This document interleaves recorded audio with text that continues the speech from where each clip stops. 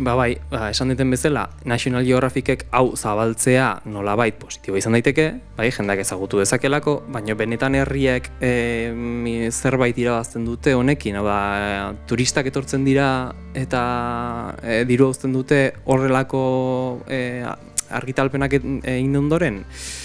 Datu ere bilatza agian interesgarria izango zen. Ni pentsatu nahi dut agian lurralde turismoa, hau da EAE barruko edo Euskal Herri barruko turisten mugimendu bat, bai gertatu daitekela, hau da, baten sare sozialetan ikusi ezu, esan ez naiz inoiz egon Hondarribin. Bizkaitar batek, edo Arabako batek, edo Nafar batek, edo berdin dit Ipar Euskal Herriko norbaitek, esateu, jungo naiz, asteburu pasa eta ezagutuko dut. Izan daiteke reklamo txiki bat, baina benetan potentea, nik uste beste lanketa bat egin behar dela, benetan lurraldeko toki batzuk eta herri batzuk ezagutzeko lurralde garapenetik datorrena, eta benetan bertako herritarrei onura egingo diena, bertako komertzioari, bertako dinamika ekonomiko, sozioekonomikoari.